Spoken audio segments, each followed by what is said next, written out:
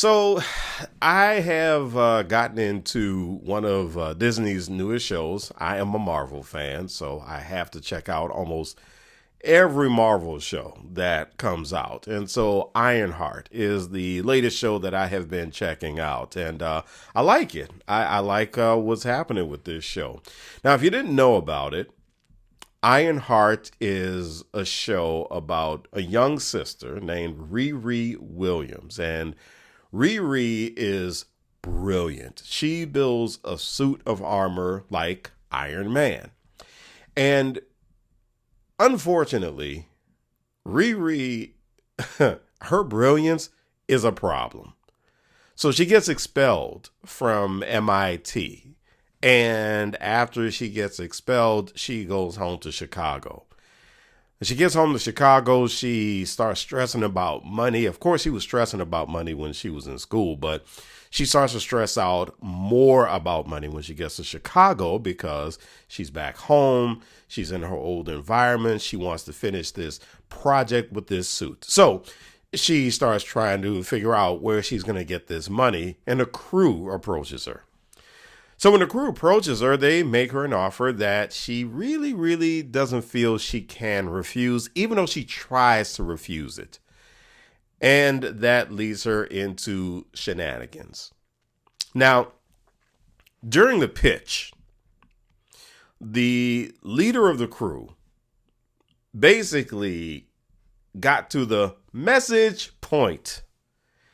And that message point was basically saying to Riri, you have this brilliance, but what you're trying to achieve and trying to get more money is not going to happen the way you want it to happen as fast as you want it to happen.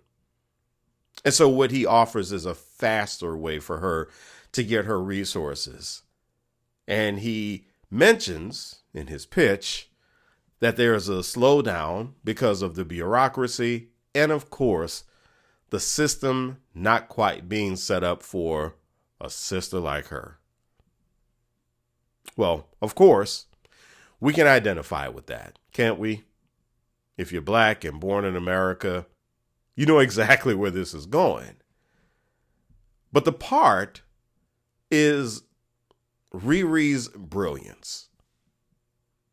And the fact that Riri is trying to figure out how to keep this brilliance of hers in check, how to make the best decisions, how to make the right decisions. Now, you can watch the show or you can't watch this show, but my thing here is that we can see some Riri in all of us because we all have some sort of brilliance, and that brilliance is somehow tucked away in so many of us. But the thing is that as black folks born in America, a lot of times our brilliance is, shall we say, kept under a big fat blanket, not only for the safety of ourselves, but sometimes even for the safety of others. I know that sounds a bit dramatic, but I think you know what I'm saying here. Because when we as black folks, when we step out and we show people our brilliance, sometimes it scares the daylights out of folks, even other black folks, because brilliance is often marked by unusual behavior. It's marked by unusual decisions, or, quite bluntly, behavior and decisions that people may view as socially unacceptable. And I'm not talking about decisions that actually hurt people. I'm not talking about decisions that actually lead people down a bad path. I'm talking about brilliance that will cause decisions that somehow threaten a structure that wasn't made quite for us. You see, we live in a society where values were not necessarily built on the values of all people. The values that we have in this society were mostly built on the values of a certain group of individuals. We live with a bunch of concepts and we live with a bunch of ideas that mostly were shaped by white men. Now, this is not an indictment on white men, but hear me out here, and I want to use the example of leadership studies. In leadership studies, you run across all of these theories that talk about what effective leaders look like. And at the time a lot of these theories were being formed, black folks and other people of color and women, marginalized people, we were denied opportunities for education mostly, especially the opportunity to create knowledge by getting doctoral degrees, which is where a lot of these theories come from. So among a lot of these leadership theories are what are called trait theories. Now, trait theories would be a paradigm that posits that great leaders are born, not necessarily made. So in order to be an effective leader, you have to have a certain group of traits or distinctive characteristics that just came with the package. So the traits would include things like energy level, aggressiveness, persuasiveness, dominance, and, get ready for it, appearance. Who gets to define this? Who were the ones around the early 20th century when a lot of these theories were being formed? Who were the ones who were in charge? Who were the ones who had political power?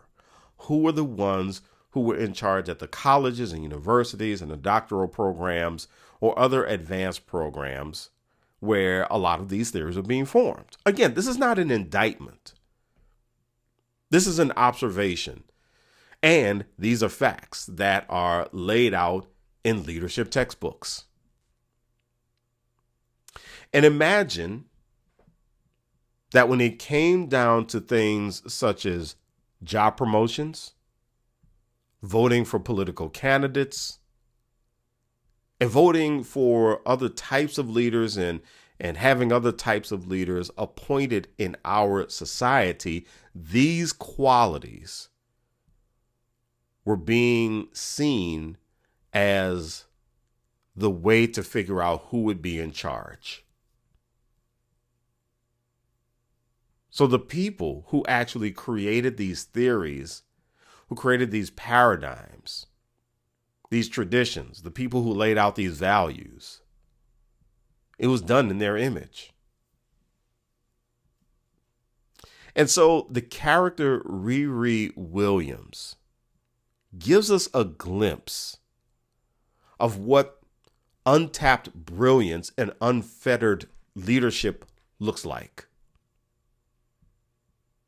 I think this is why when we take a look at some of the folks in our society, black folks, who tend to be a bit more outspoken, who tend to be a bit more out there, the people who challenge norms, the people who challenge appearances, the people who do challenge this notion that you have to be dominant in order to lead, the people who challenge this notion that you have to have a high energy level. You have to be some sort of extrovert to lead. I think when a lot of them break out and we look at them and go, oh, I don't know if that's going to, I don't know. Why are you so quiet? You're so smart. You're so this, but you're just so quiet. When we see these people who break these norms, we get a bit nervous, don't we? I know I have, because I was taught to see brilliance a certain way. I was taught to see leadership a certain way. And I was taught that it looked a certain way on a certain person. And what you had to do in order for your brilliance to be accepted was you had to have that right look, that right attitude. But when these people fight, they fight the way they fight marginalized people. Black folks, people of color, women. We fight the way we fight for a reason. And when we conduct that fight, we do it in a way that exposes a wealth of hypocrisy. We expose a lack of ethics among people. And we do it against people who have worked really, really hard to convince us that our brilliance doesn't matter. But you see, in leadership studies, there was a plot twist. And the plot twist came around the 80s and 90s, when scholars started to look at how things were shifting, and they were trying to figure something out. They were trying to figure out what was going on with this group of people called the followers. Nobody's ever studied them. What's their deal? How are they changing the landscape of things? And so this whole new subset of studies and leadership studies started to happen, where a lot of scholars started to take a look at the followers and what followers brought to the table. You might have heard me mention followership. And one result has been people paying much more attention to the brilliance that followers bring forth. The brilliance that people bring forth without having some sort of title, without having some sort of legitimate, shall we call it, authority. And within that has sprouted more consideration about the power of, get ready for it, diversity.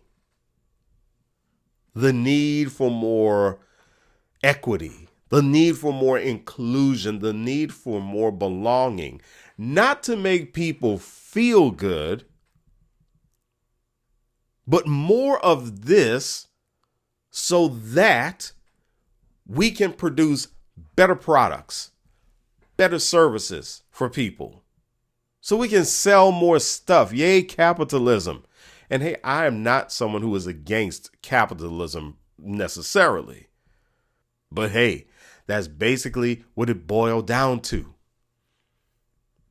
All of these great things, diversity, equity, inclusion, belonging, made some people some good money. The people who, by the way, set up the values for society. But it also made some other people some good money. It got some other people some good resources. But it also empowered a lot of people who were not meant to be empowered in our society, whose brilliance was not meant to be seen. My point is this: we all have some sort of brilliance in us. We don't need titles. We don't need status in order to flex our intellectual strength, in order to flex our influence. What we need is the realization that it does, in fact, matter, our brilliance. And the reason that there are so many folks who are struggling with this right now is we have this power structure that has come about again, it's reared its ugly head again in the U.S., that is telling people only one kind of brilliance matters, and it's not even brilliance. It's traits for the sake of being traits.